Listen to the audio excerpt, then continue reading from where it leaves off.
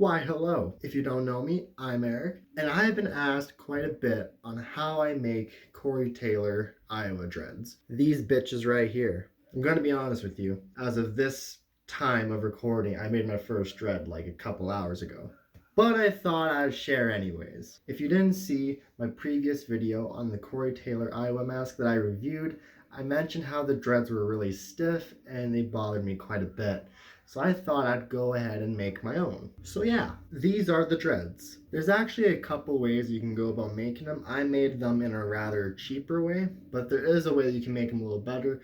I think it's all a matter of personal preference. You can use yarn, you can use twine. It's all a matter of really what you think works best. In my case, when I went to the craft store today, they didn't have the proper color of twine, so I went with yarn.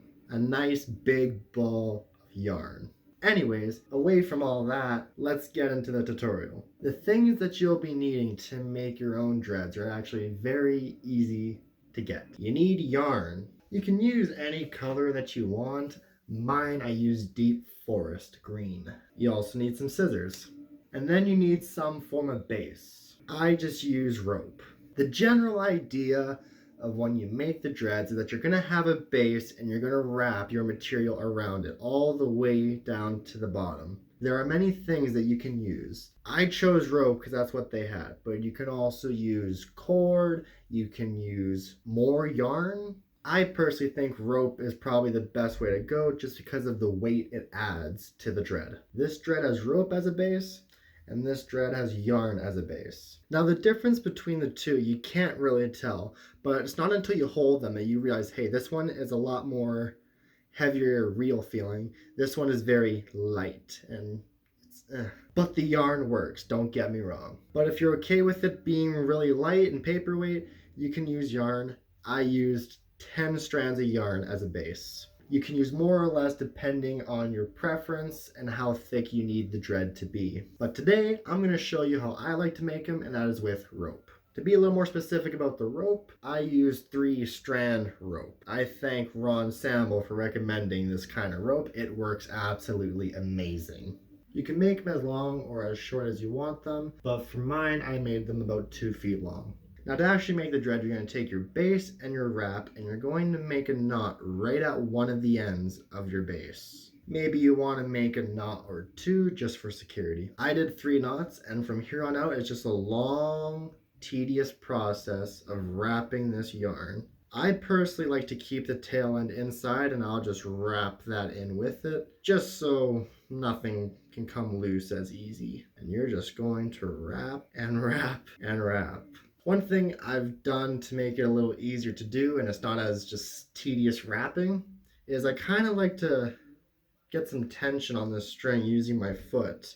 And I kind of just go around in circles like this until it all kind of wraps in its own way. And it goes a lot quicker depending on how fast you can wrap it without missing a lot of spots. Just to actually show you what I'm doing, I'm just wrapping this yarn in circles and circles, around and around, contemplating life decisions until I reach the bottom. And I'm just gonna keep on going at wrapping this bitch until we are done. Some smaller things that you can do while you make the dread is you can make knots throughout the rope to kind of just try to secure it all the way through in case you make a mistake. I personally don't do that just because that means I have to cut the rope, make the knot, and then tie more rope onto the end, or just straight up start a new knot and just keep going down. I personally just do it all in one go. That way I can just keep the one big strand coming straight from the ball of yarn going. You can kind of do this without looking after a while, just muscle memory. You can listen to music or watch a movie, because you're going to need it. There's anywhere between 12 to 14 of these sons of bitches that you gotta make. This shit takes about 30 minutes. Winding and winding. One thing I think I should also mention is don't make them too tight, because if you make them pretty tight, the dread's gonna be just as stiff as they were on my Iowa Corey. You kind of just want them to be a nice moderate tension, and then just let the rolling do the work. I'm not doing much in terms of muscle, I'm just rolling it and rolling it and rolling it. Why do I do this to myself? After you do one, you're like, there's more? There's how many more? But we are almost there. I wouldn't be surprised if making dreads is the reason why makers just don't make them anymore. Imagine just getting 2 orders a day and you gotta make 25.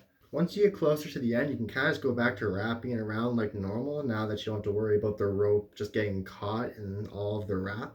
And whoop, and whoop, and whoop, and whoop, and whoop. Just about there. Alright, so we're at the end. Now what we're going to do is we are going to cut the yarn.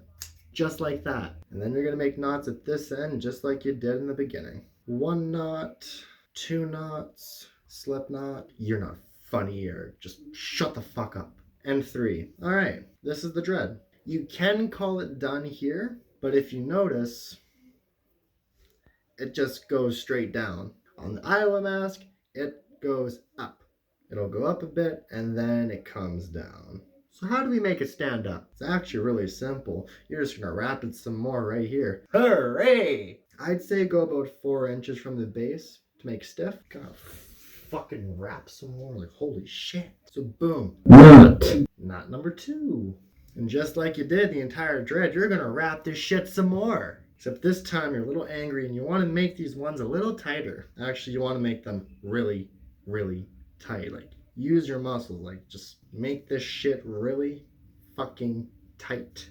And round and round and round and round and round. And fucking bullshit. And just round and round and round and round and round. Oh, shit. Boom. See how it sticks up now? Cut and make your knots. Not. I am not having fun. Boom. Gonna cut off the end here. And there we go. We have ourselves a Corey Taylor Iowa dread. You can leave it as it is, or if you're going for this look, you're gonna need to add a little bit of a dirty look to it. So here we are outside. All I'm going to do to give it a weathered look is I'm gonna use some spray paint. This is an ivory color, and it's real simple. Watch.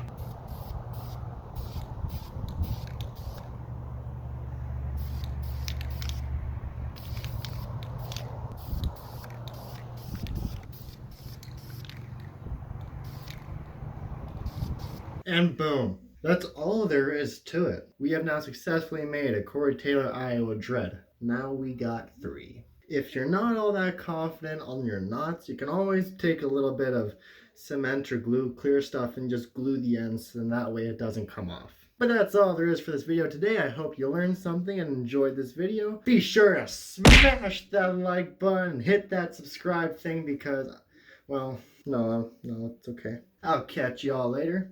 Have a good one.